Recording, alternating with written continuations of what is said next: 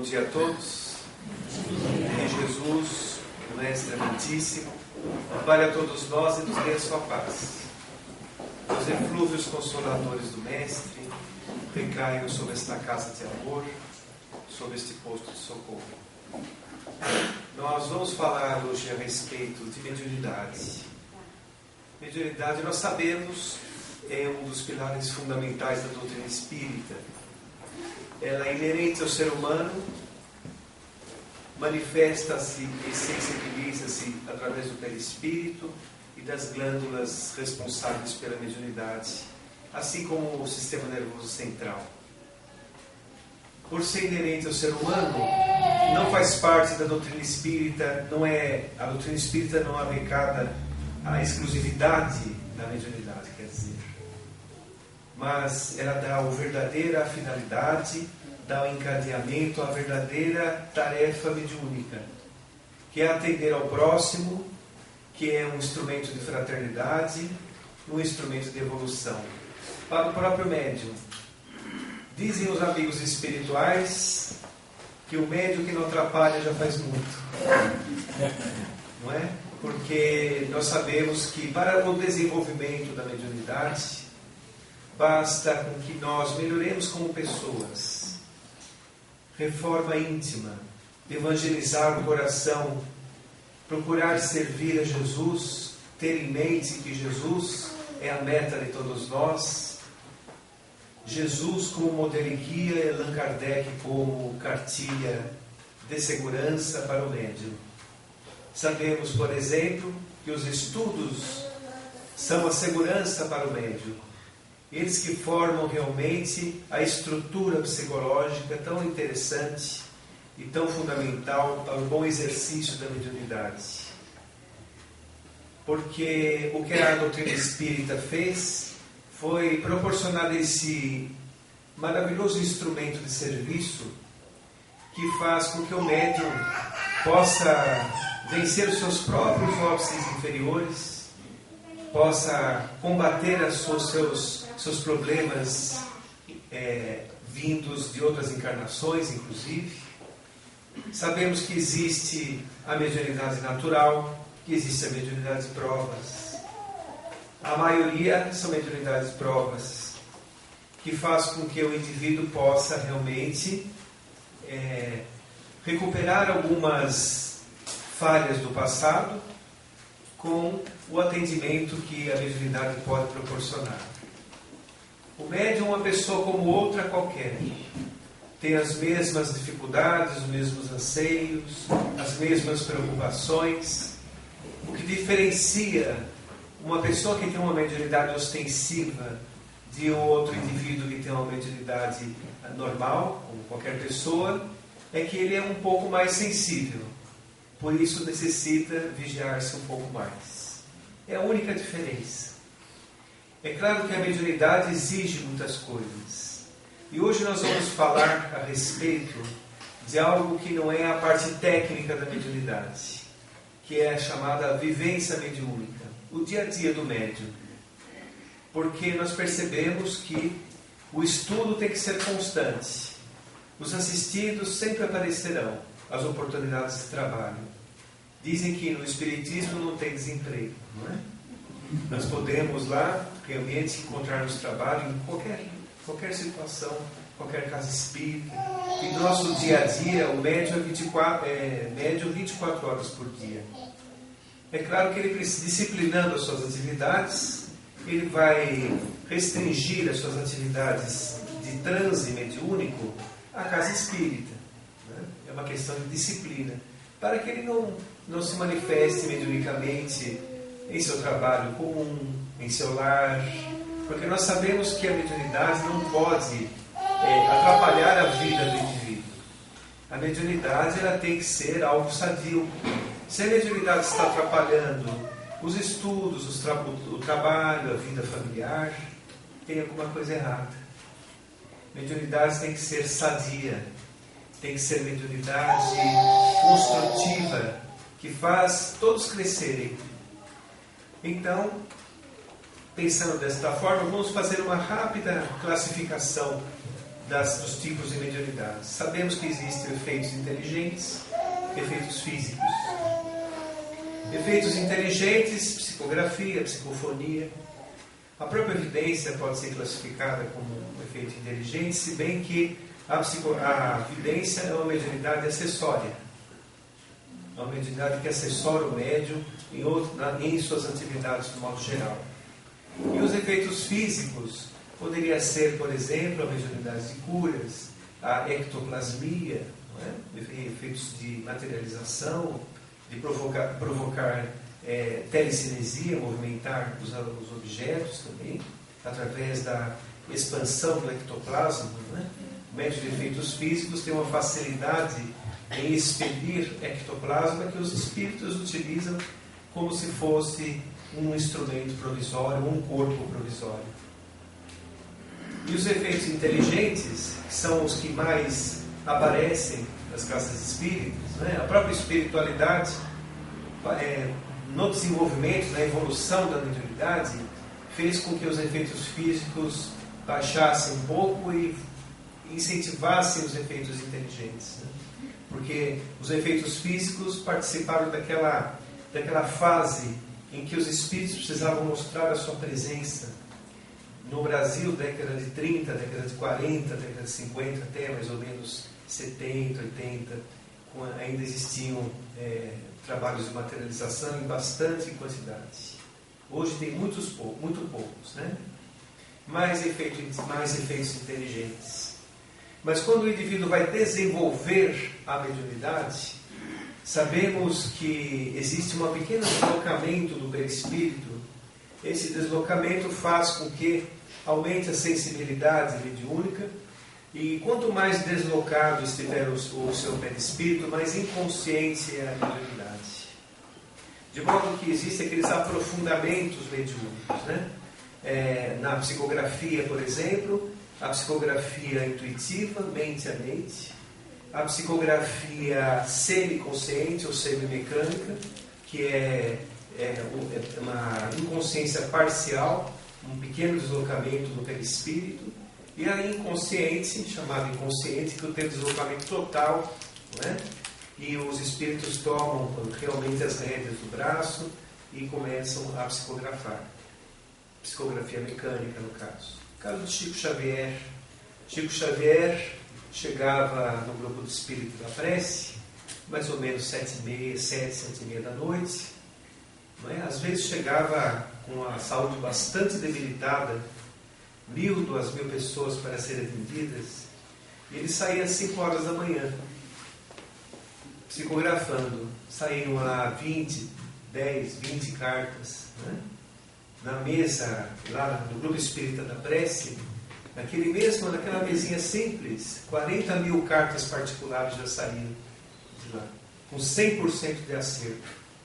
Tinham pessoas, por exemplo, que não conheciam os parentes que o desencarnado relatava que encontrou-se no mundo espiritual. Tinha que procurar em cartórios, porque eram bisavós, tataravós.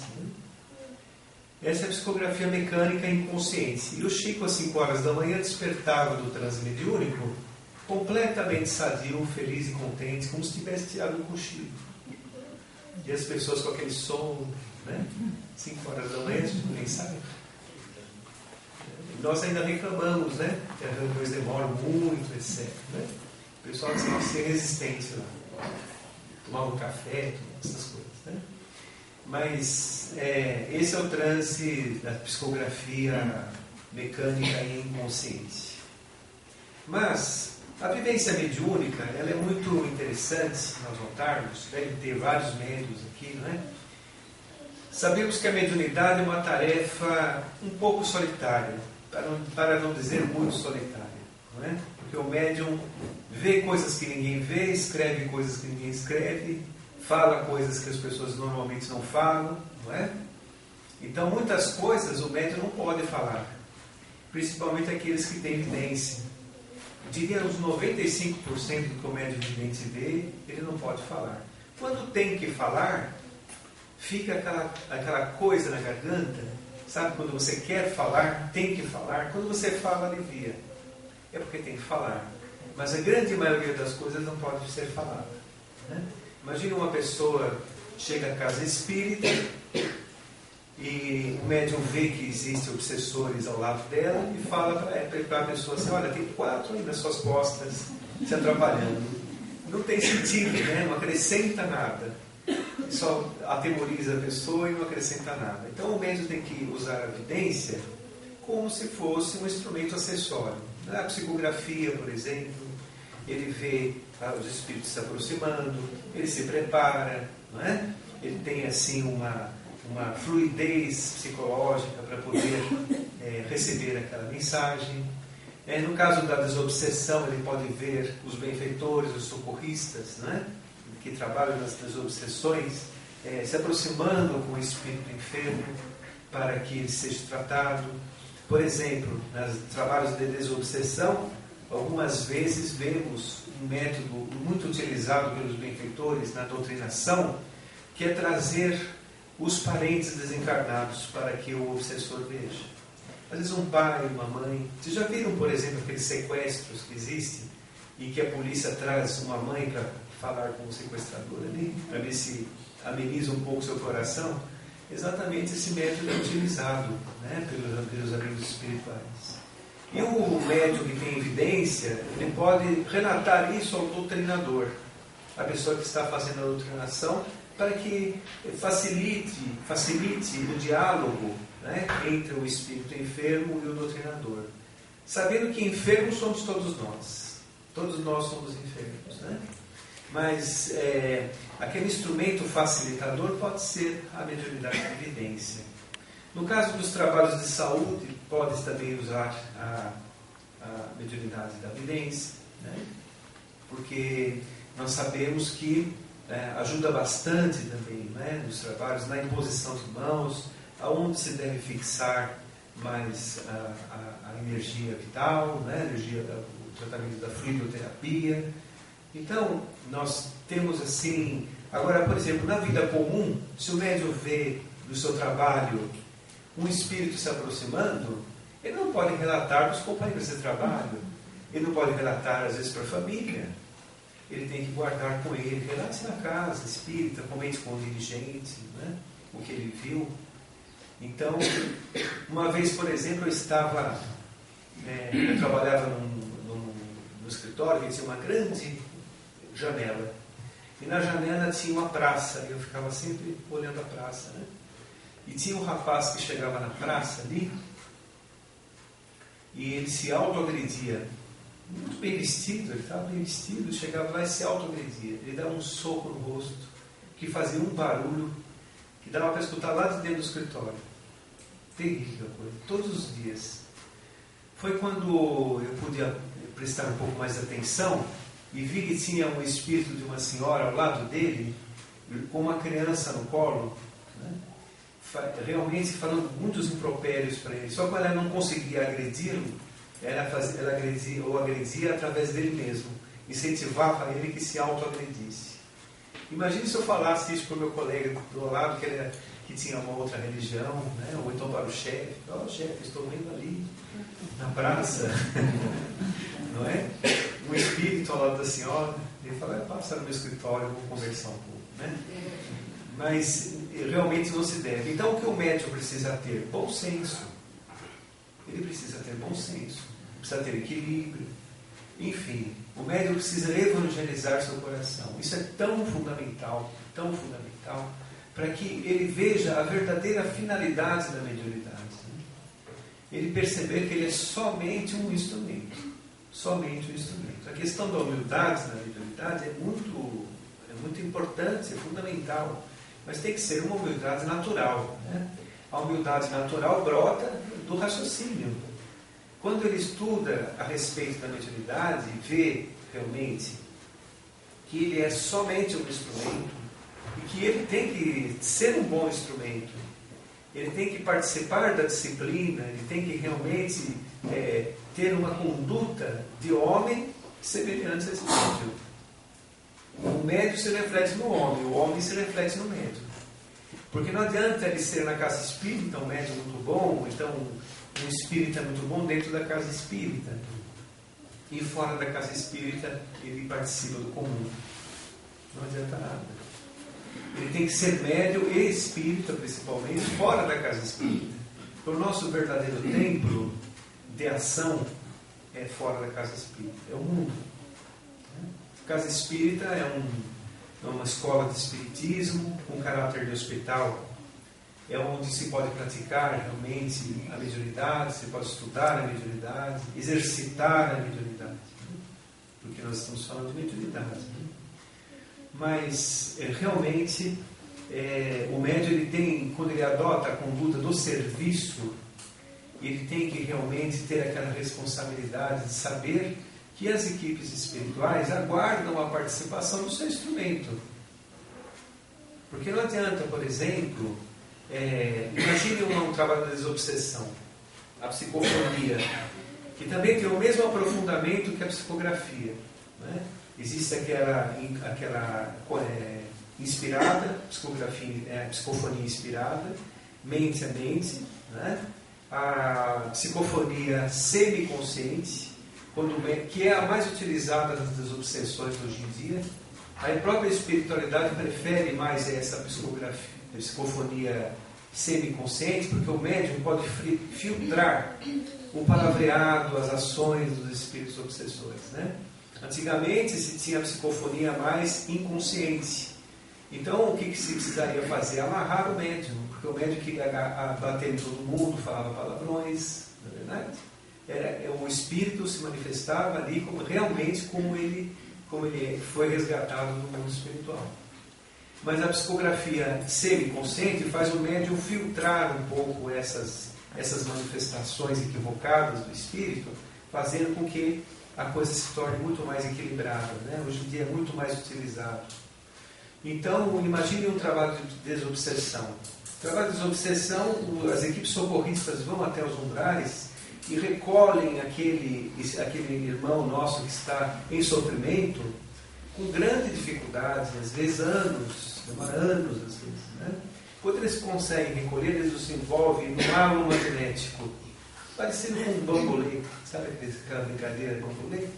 Então eles trazem esse obsessor, vencendo todas as camadas vibratórias da Terra, que são muito espessas, são muito difíceis.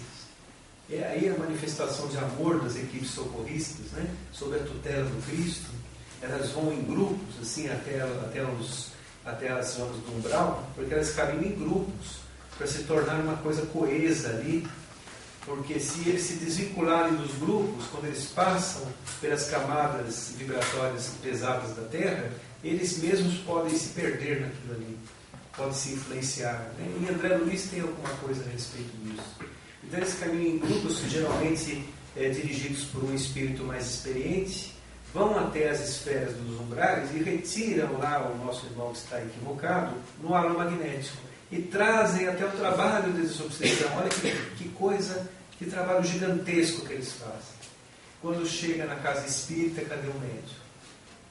O médium está em casa, o médium não se preparou, não é? Era o último capítulo da novela, passou um filme bom na televisão, não é? Então o médium precisa ter esta consciência. Ele precisa tirar um pouco os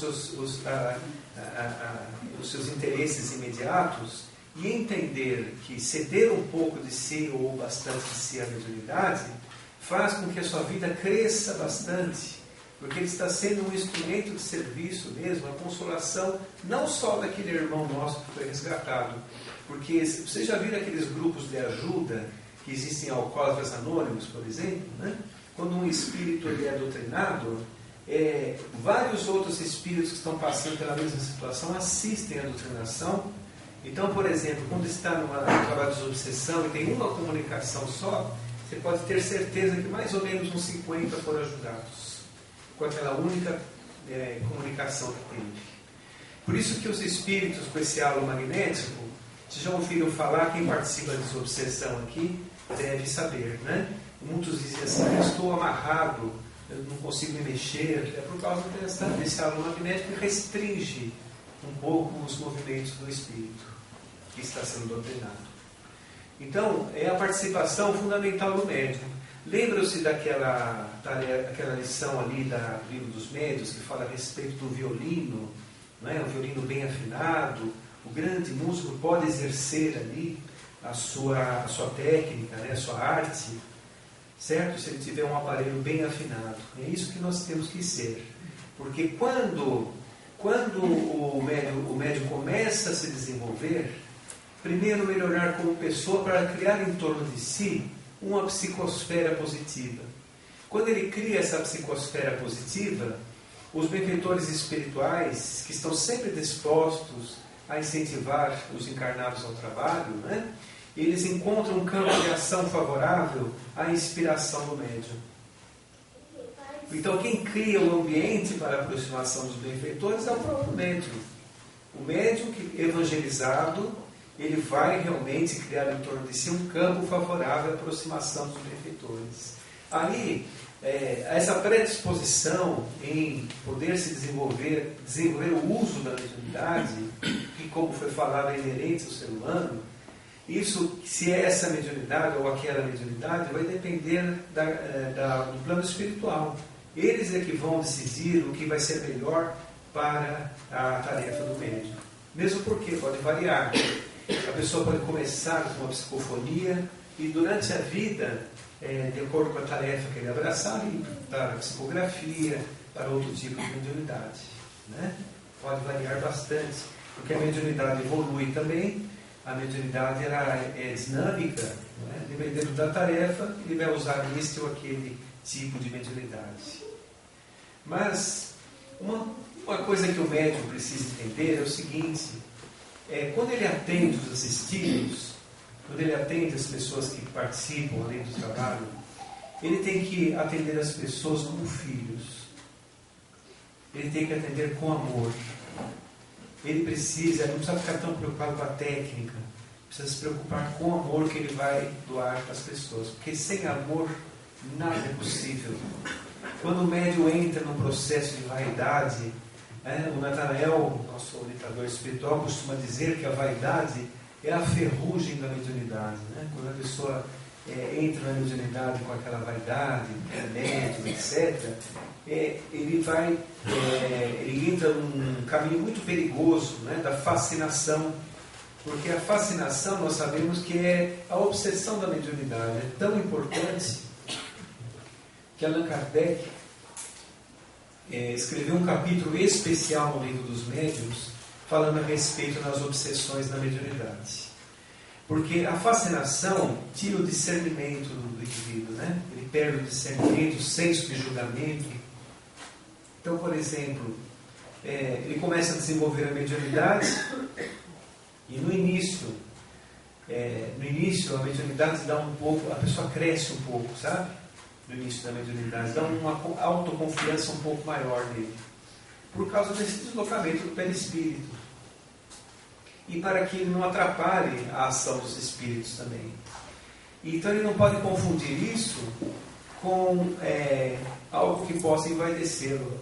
Às vezes uma pessoa tímida, quando ela está em transe mediúnico, ela consegue realmente falar coisas que ela nunca falaria quando estivesse no dia a dia.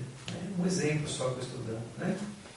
Mas realmente isso ocorre, porque existem dois perigos na mediunidade, né? A mediunidade iniciante, pela própria inexperiência. Tem médiuns que estão iniciando, já começam a receber o Presidente Menezes, começam a receber o André Luiz, né? Bem, etc. E realmente tudo parte de um critério. Allan Kardec era muito criterioso com isso, né? Ele analisava muito as comunicações para que a pessoa não... Porque nós sabemos que existem aqueles espíritos dissimuladores, espíritos embusteiros, tal qual existe na Terra também, não é? Existe também no mundo espiritual. Um perigo é a mediunidade iniciante, outro perigo é a mediunidade veterana. Porque a mediunidade veterana acha que não precisa estudar mais, que não precisa se vigiar e que a mensagem recebida é para os outros, não é para ele. Então é muito perigoso também. Eu já vi médiuns veteranos caírem numa fascinação terrível. A pessoa, o médium fascinado, ele começa a criar coisas fantasiosas, né, que criam descrença nas pessoas, né? Criam descrença nas pessoas. Então, o próprio Chico Xavier, ele estudava o Livro dos Espíritos. Foram na casa dele e viram ele lendo um livro. Ele estava estudando o Livro dos Espíritos, imagine só. E tem muitos médicos que acham que não precisam mais. Então, o estudo é constante. Constante. A vigilância, então, desse fale, porque nós estamos em um mar vibratório. Né? Tem vibrações de todos os tipos. E para que o médium mantenha um padrão evolutivo, se um padrão de ação, aliás, um padrão de ação, porque a mediunidade não tem nada a ver com a parte moral, a pessoa pode ter uma moral ainda complicada e pode ser médium. Não é? Mas ao passo, se ele começar a desenvolver sua mediunidade de provas de uma maneira correta e evangelizar-se com isso, ele pode transformar a mediunidade de provas em uma mediunidade muito agradável e bastante atuante. Não é?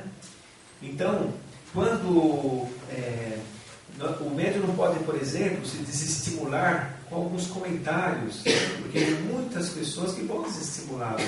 A própria família vai falar assim: eu não entendo tanta dedicação sua. Você poderia estar descansando, você poderia estar saindo com a gente, você poderia isso, poderia aquilo. Mas o médium consciente, ele vai entender, ele vai equilibrar naturalmente as suas atividades, hora de ficar com a família, hora de ficar com a família, hora da mediunidade, hora da mediunidade, hora do lazer. Tudo é útil, não é? Mas desde que seja de uma maneira equilibrada. O médium também que passa 24 horas trabalhando na mediunidade também não está certo, não é? Porque ele está encarnado. A não ser mediunidades missionárias, como Chico Xavier, né, que é diferente. A mediunidade de Chico foi diferente. Uma mediunidade estonteante, não é? Uma mediunidade missionária mesmo. Ele veio dar continuidade à doutrina espírita. É diferente. A tarefa do Chico foi diferente. Ele tinha todas as mediunidades classificadas no Livro dos Médiuns em altíssimo grau. Em altíssimo grau. Então, vamos dizer assim, Chico, além de ser aquele modelo de médium, era um modelo de homem também para o espírito. Se você ler ali no Evangelho segundo o Espiritismo, O Homem de Bem, lá está Chico Xavier. Leia ali O Homem de Bem, você vai parecer que você está vendo Chico na sua frente. E realmente é isso, né? A mediunidade de Chico não se restringia só à psicografia, todos nós sabemos, né? Mas ele também era um médium de efeitos físicos muito interessante. E eu vou dizer uma coisa para vocês: ele sentia até vergonha das manifestações de efeitos físicos.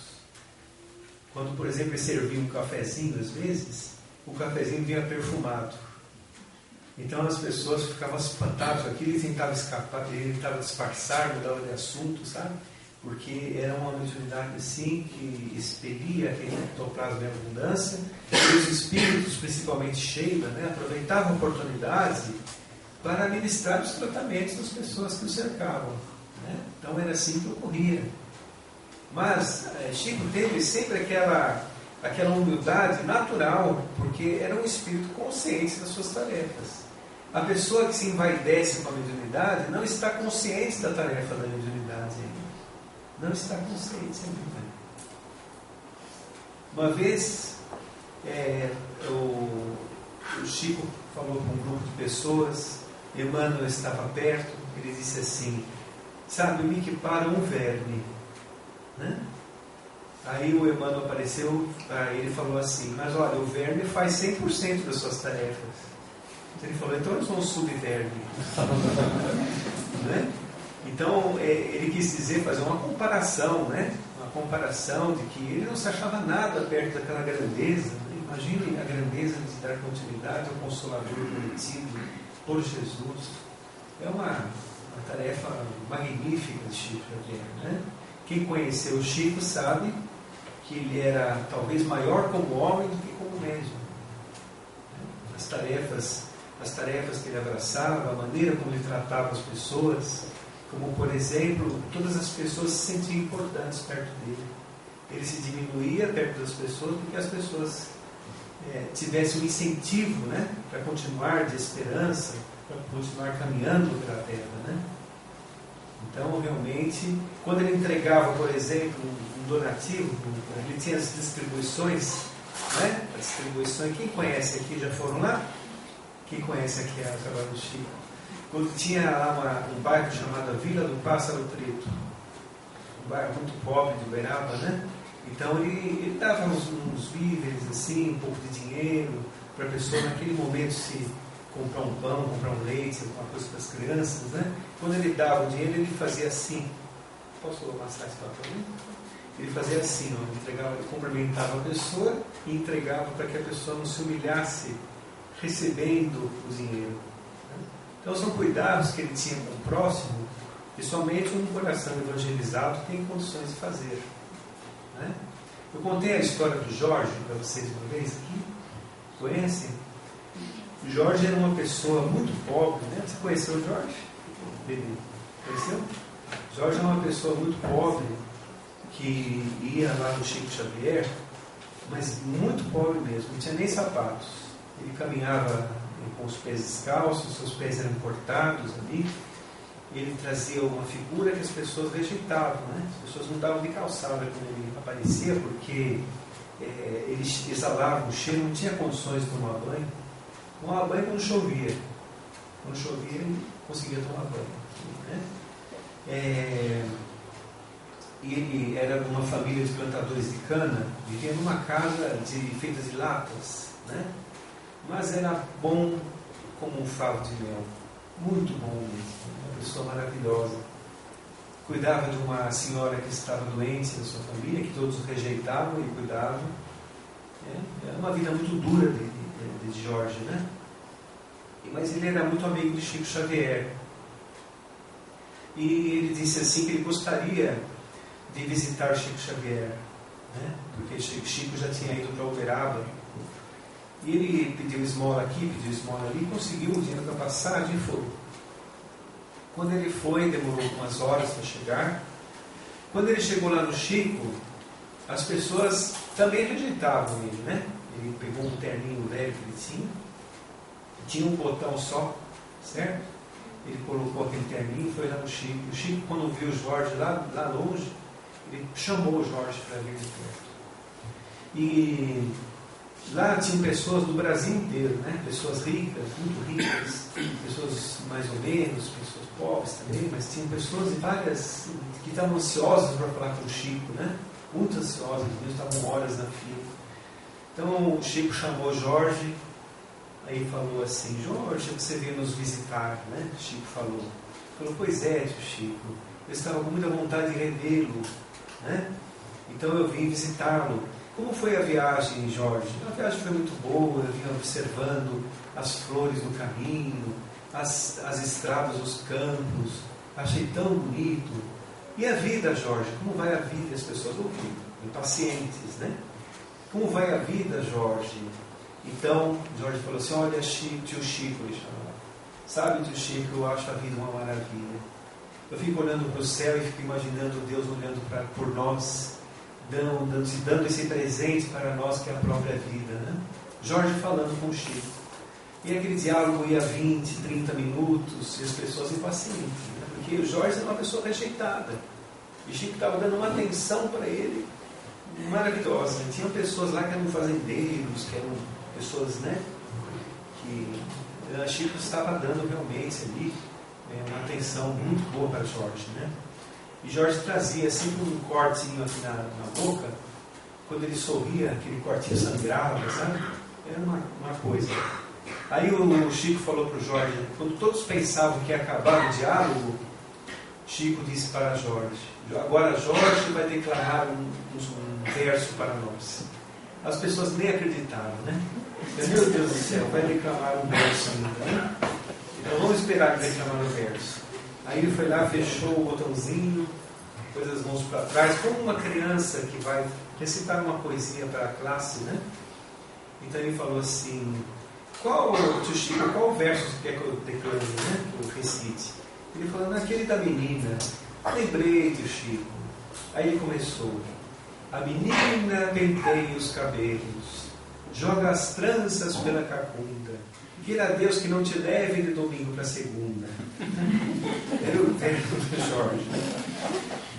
E as pessoas sorriram, como nós estamos sorrindo agora, Mas veja, Chico estava demonstrando o Consolador das pessoas.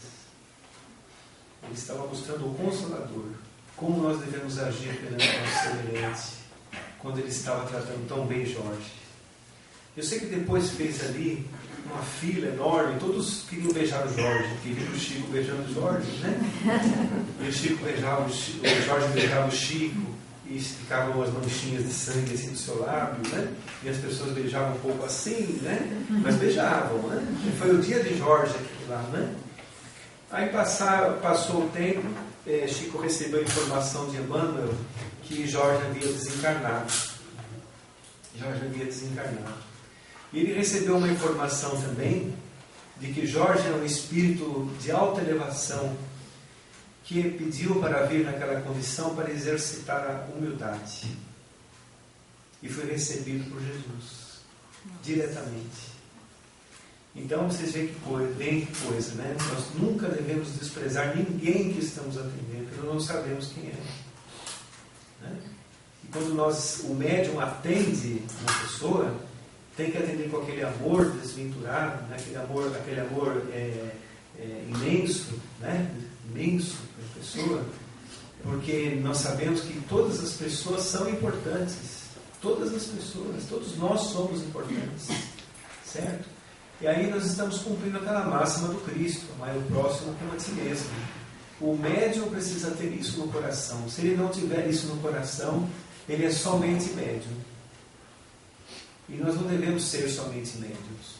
O médium tem que ser um cristão atuante, tem que ser uma pessoa que realmente abraça os assistidos com amor, sem esquecer, claro, da sua vida, porque a sua vida também é sua responsabilidade. Sem esquecer da sua família também, que são espíritos comprometidos que estão à sua volta.